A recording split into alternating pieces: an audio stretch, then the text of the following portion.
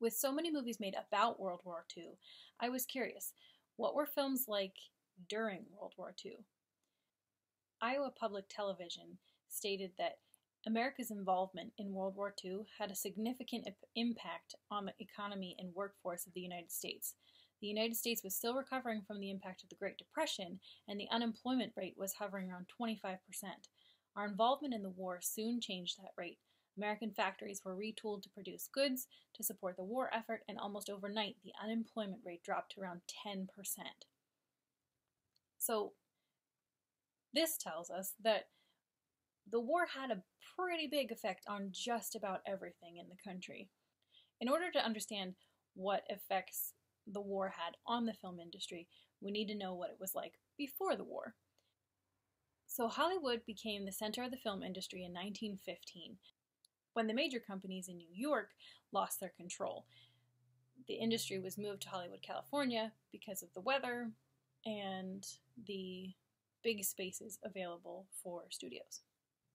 The first talkie, or talking motion picture, was made in 1927 called The Jazz Singer.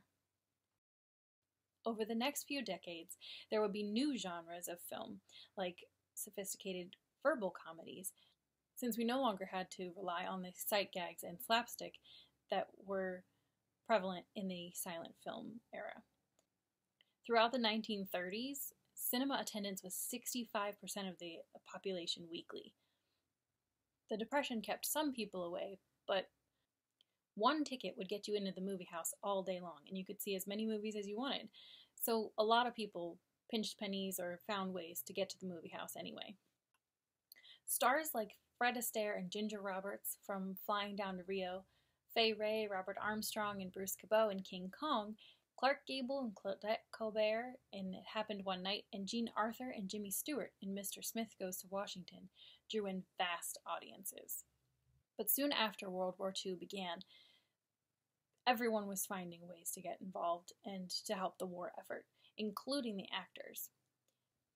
Actors like Henry Fonda, Clark Gable, Tony Curtis, and Jimmy Stewart were all actors that became veterans.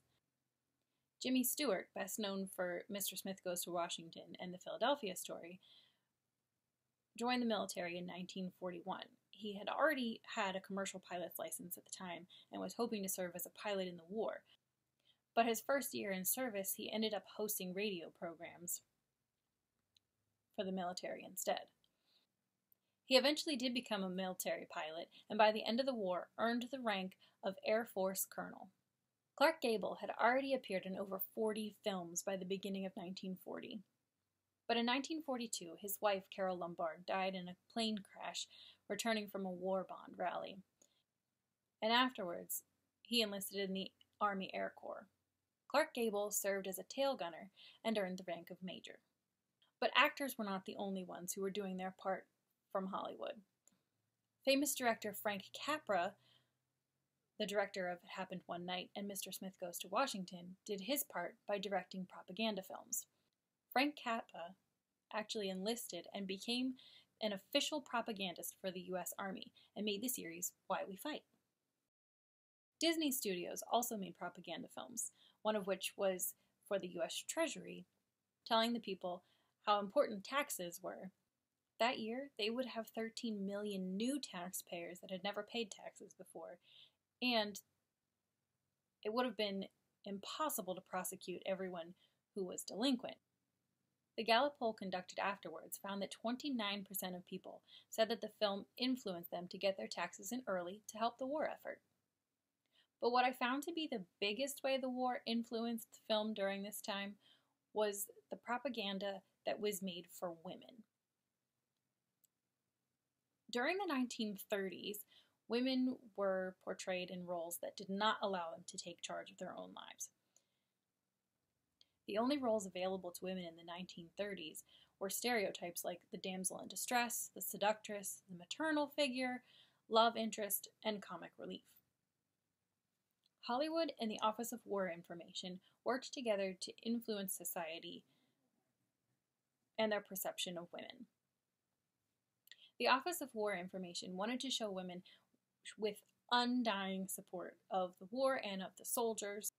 They had leads and extras shown volunteering in hospitals, salvaging war equipment, and even joining the military. Women were being encouraged to put their own wants and needs aside and working to support the troops and boost morale. The Office of War Information also worked together with scriptwriters to make sure that American women were being seen as beautiful and admirable, but not sexy. With husbands away at the war, women at home feeling sexy would not really have been helpful. In the film Since You Went Away, made in 1944, Anne, played by Claudette Colbert, resisted temptation to admit that she was attracted to another man, even after her husband had gone missing in action and feared dead. The movie also portrayed a child in a crowd that proudly proclaimed, "My mommy is a sergeant too." Extras were often seen in the background wearing uniforms of women accepted for volunteer emergency service. It was often communicated that women should get a war job. At the end of World War II, many soldiers came home, increasing movie theater attendance to 90 million Americans per week. But that success was short-lived, as soldiers started families and moved to the suburbs. So although Hollywood missed actors like Tony Curtis, Clark Gable, Henry Fonda, and Jimmy Stewart for a few years during the war, the biggest impact of World War II on film seems to be the propaganda. Even the films that were not billed as propaganda, such as the documentaries of Frank Capra, were still heavily influenced by the Office of War Information. It appears that during that time, everything was about the war, even movies.